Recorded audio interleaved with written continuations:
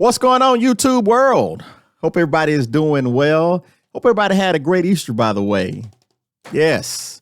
If you're coming back to the channel, welcome back to the crib, big baby. As always, it is good to see you. If this is your first time visiting this channel, my name is Kenny. It is nice to meet you. Certainly good to see you as well. We appreciate you stopping by.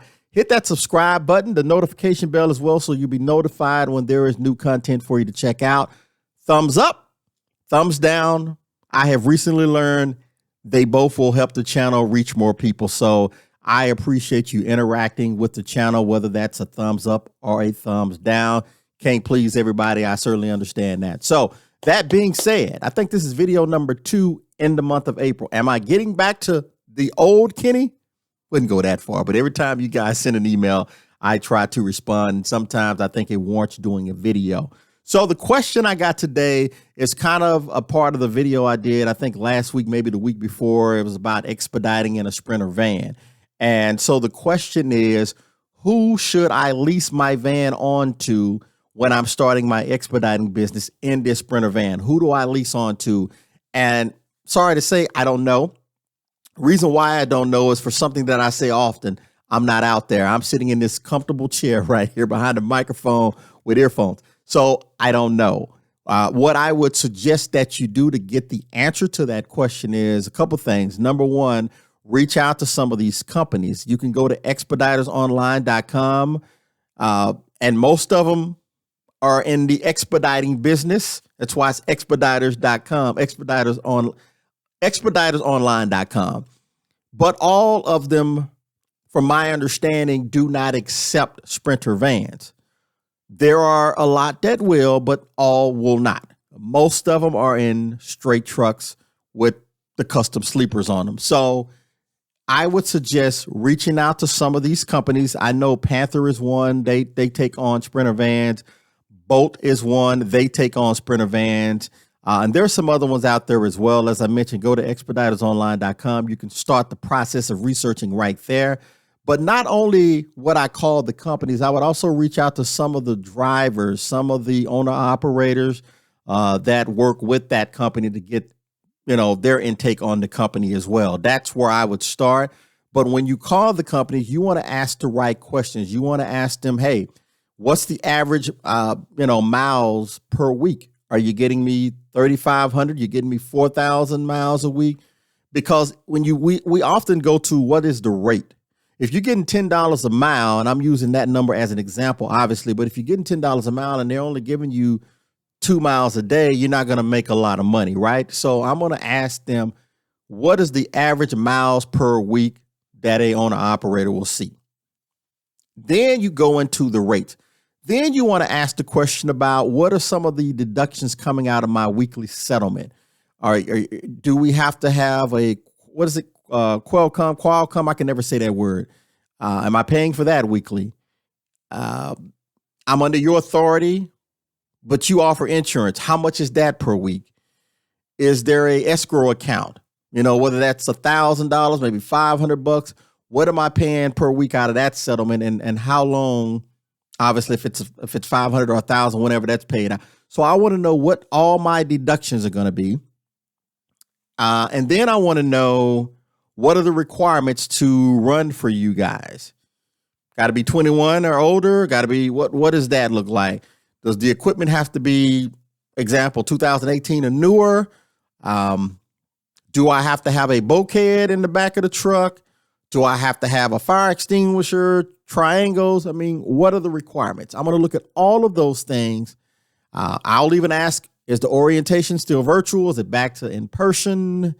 I think they just lifted the mask mandate for planes now, so it may be back to in person. I'm going to ask all these questions, guys. And like I say, I'm also going to then maybe go to LinkedIn and see if I can find some drivers for the company, whether they're a company driver or whether I'm probably going to be looking for owner operators like me.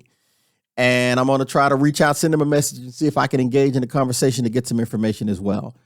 That's where I would start, and then make a decision from there.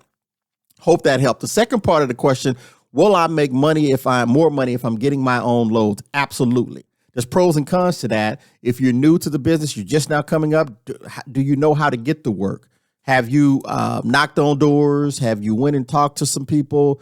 Do you have work? Um, you know, you're going to make the most money, in my opinion, if you're working directly with a shipper as opposed to getting stuff off the load board, because then you're working with people like me. You're working with freight brokers, and freight brokers, we get 10, 15, in some cases 20%.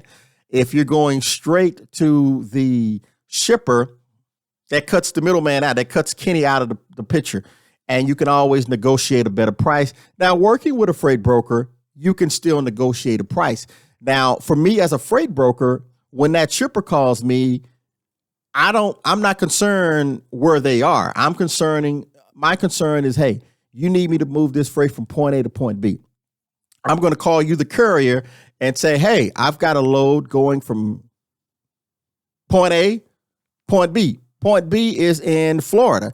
You, the courier's got to know, Florida, I'm not going to get anything out of Florida. And if I do, rates is going to be trash. So what does that mean? Do you take that load? Yes or no? If you take that load, you need to make sure you charge me, the broker, or negotiate with me, the broker, to get $200 to $300 more. Why? Because you're going to have a couple of options of getting out of Florida. A, you're going to have to take something where the rate is horrible. B, you're going to have to sit and try to wait. I don't ever recommend that. Or C, deadhead to a better freight lane. And if you're in Florida, what is that going to be? I don't know, maybe Atlanta, maybe North Carolina, South Carolina. I'm not saying that's the best freight lane. I'm saying that's better than Florida. So you're going to have to deadhead. And if you negotiated with me, that'll take care of your fuel. Or, like I say, you can take a cheap rate out of there, as long as it's taking care of your fuel to get to a better freight lane. That's an option as well. But you, as a courier, need to do your research and know what's a good freight lane, what's a bad freight lane. And I'm not going to beat you up. There's so many channels where we'll beat people up. We've all had to have our first day, right? We've all been new at some point. But I will say, research. Learn as much as you can before you come out here, so you will make less mistakes, if that makes sense. We're all human. We're all going to make them. And most cases, we try to learn from those mistakes. But know your freight lane.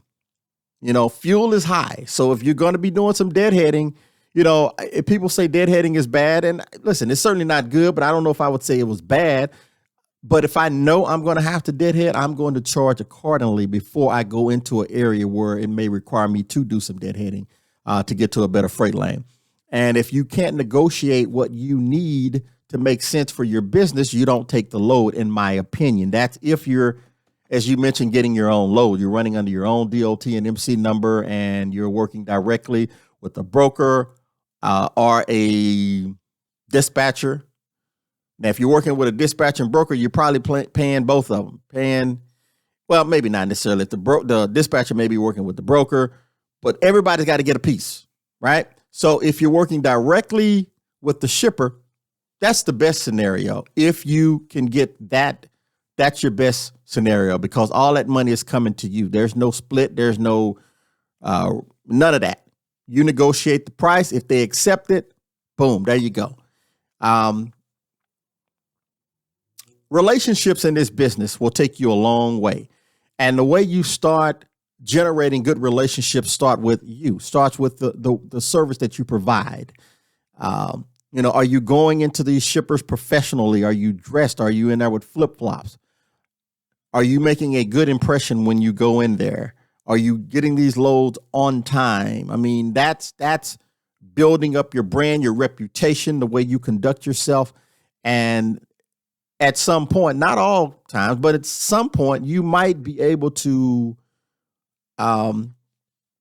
making that a customer. I've seen a lot of people come out of expediting on the straight truck side and go into expediting with a Sprinter van and work directly with some connects that they've made, a direct contract, direct shipper, working directly with the shipper. And so everything that you do impacts your business, if that makes sense. So I'm starting to ramble, but I hope I've answered your question. I'm not sure on what's the best company.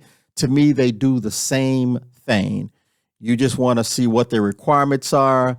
Can they keep you moving every day? How many miles is average weekly that the drivers, the private contractors, the owner operators get? And if it's 500 miles a week, doesn't matter what the rate is, you're not going to make a whole lot of money unless they're giving you $1,000 a mile. So, am I getting 3,000 a week? Am I getting 3,500 a week in terms of miles? What does that look like? What's the average? And then fact check them with current drivers, and make a decision from there. That is my 2 cents. But absolutely, to your second question, if you can get the loads on your own, now it's pros and cons to that, because if you're now dealing directly with that shipper, you got to be under your own authority. And now you're going to be paying that insurance cost. That premium is pretty high. It's not going to be as high as a straight truck or even a box truck, I don't think, depending on your situation, but I would think it's going to be a little bit less, but it is going to be a pretty penny. So if you're going to step out like that, you need to have the work or know how you're going to get the work and have confidence that you'll be able to get it. Some people work directly off a load board. I mean, I'm not out there. I haven't done it in a long time. I hadn't been looking for any loads because I'm on the freight broker side. At some point, I will be a carrier again. I love driving. I'm just not going to stop making money on what I'm currently doing to go and try something else at this point. I've got some time before I retire from broadcasting, and then I may get back out there. And so, but that's what I would recommend, and I hope it helped. You can always send me another email if you have any additional questions, or you can give me a call. You can go to loaduptransportation.com, and all of our contact information is there in terms of how you can pick up the phone and call. I don't mind that at all. Or like I said, you can send me another email, boxtruckkenny@gmail.com, and we will wrap a taste. All right. Remember, tough times don't last forever. Tough people always do. Money do not come with instructions. So you need to be smart with your decision-making process, and that will benefit you and your business. All right. We will try to make it 3 videos in the month of April. Keep your fingers crossed. All right. Take care. Thanks for watching, and we will talk soon.